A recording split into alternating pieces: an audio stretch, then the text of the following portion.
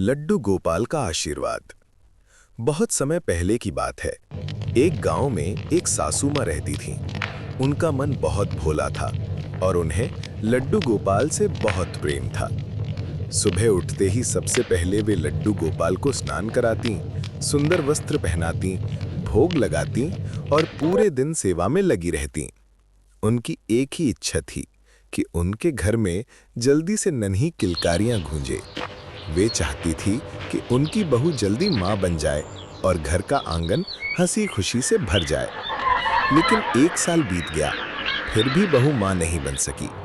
सासू माँ का मन चिंता और बेचैनी से भर गया। वे सोचने लगी कि इतनी पूजा पाठ कर रही हूँ, फिर भी लड्डू गोपाल क्यों प्रसन्न नहीं हो रहे।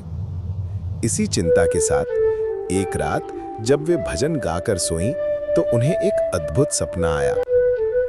सपने में उन्होंने देखा कि स्वयं लड्डू गोपाल उनके सामने खड़े हैं।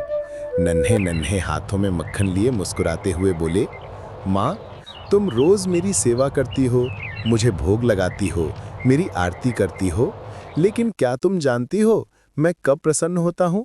मैं तभी प्रसन्न होता हूँ जब परिवार में प्रेम और एकता होती है। मैं तभी तुम्हारे घर खेलने आऊँगा जब मेरी मम्मी पापा साथ होंगे। जैसे मैं अपनी माँ यशोदा जी की गोदी में पला और पिता नंद बाबा के सानिध्य में बड़ा हुआ, वैसे ही हर बच्चा माँ और पिता दोनों के प्रेम से बढ़ता है। तुम चाहती हो कि तुम्हारी बहू जल्दी माँ बने, लेकिन अगर वो अपने पति के पास नहीं रहेगी तो मेरा आगमन कैसे होगा? याद रखो माँ, असली पूजा यही है कि बहू और बेटा साथ रहें, एक दूसरे के करीब रहें, तभी मैं तुम्हारे आंगन में खेलने आऊंगा। ये सुनकर सासू माँ की आंखें भर आईं। उनका हृदय कांप उठा। नींद खुली तो आंसू बह रहे थे।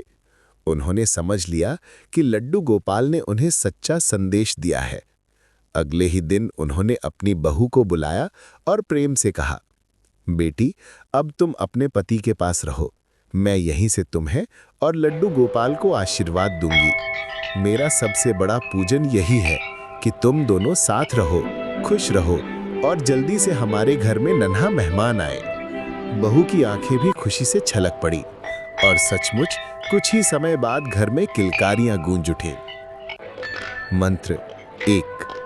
भगवान लड्डू गोपाल तभी प्रसन्न होते हैं जब परिवार में प्रेम, अपनापन और सही समय पर संतान की कामना पूरी हो। बहू का अपने पति के पास रहना ही परिवार के भविष्य और सुख शांति का सबसे बड़ा मंत्र है।